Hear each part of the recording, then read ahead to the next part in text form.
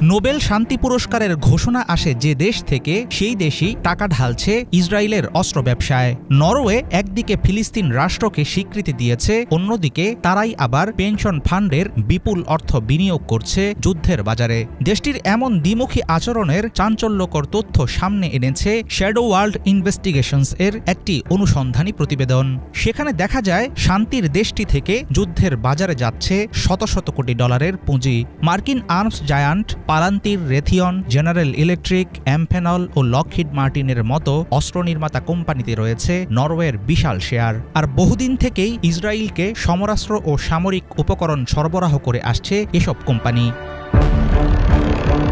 নরওয়ের government pension fund global বা well fund বর্তমান বিশ্বের সবচেয়ে বড় সার্বভৌম তহবিল। $2 ট্রিলিয়ন বেশি সম্পদের এই ফান্ড গঠিত হয়েছে দেশটির তেল গ্যাস খাতের মুনাফা দিয়ে। সেই অর্থের একটি বিশাল অংশ বিনিয়োগ করা হয়েছে বড় বড় অস্ত্র প্রস্তুতকারক প্রতিষ্ঠানে। এসব কোম্পানিগুলোর অধিকাংশই সরাসরি বা পরোক্ষভাবে ইসরায়েলের সেনাবাহিনীকে অস্ত্র, প্রযুক্তি ও যন্ত্রাংশ সরবরাহ করে। মানবাধিকার লঙ্ঘনের দায়ে এর আগে বেশ কিছু ইসরায়েলি কোম্পানি থেকে বিনিয়োগ তুলে নেয় নরওয়ে, অথচ একই সময়ে 49টি প্রধান অস্ত্র কোম্পানিতে তারা ধরে রেখেছে $26 বিলিয়ন বেশি বিনিয়োগ।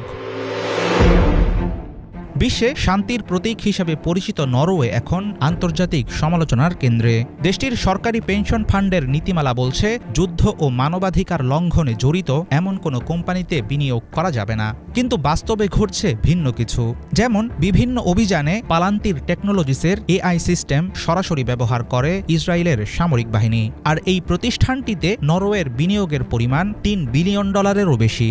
কোম্পানির প্রধান নির্বাহী কর্মকর্তা নিজেই ঘোষণা দিয়েছিলেন পালান্তির সবসময়ই ইসরায়েলের পাশে আছে।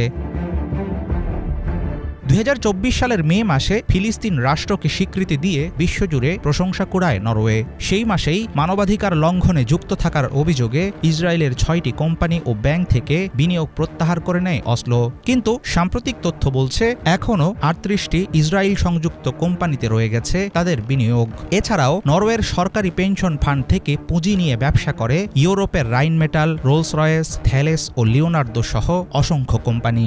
এদের তৈরি নানা অস্ত্র ও বিভিন্ন যন্ত্রাংশ ব্যবহার হয় ইসরায়েলি ট্যাঙ্ক, যুদ্ধজাহাজ ও ফাইটার জেটে। অস্ত্র ব্যবসায় বিপুল অর্থলগ্নি নিয়ে বিতর্কের মাঝে চুপ নেই নরওয়ের জনগণ। এমন কর্মকাণ্ডের বিরুদ্ধে গণস্বাক্ষর করেছে প্রায় 65,000 মানুষ। দেশটির অর্থমন্ত্রীকে দেয়া এক চিঠিতে জাতিসংঘের বিশেষ দূত ফ্রান্সেস্কা আলবানিজ লিখেছেন, অস্ত্র কোম্পানিতে অর্থ বিনিয়োগ করে গণহত্যার মতো অপরাধের অংশীদার হচ্ছে নরওয়ে।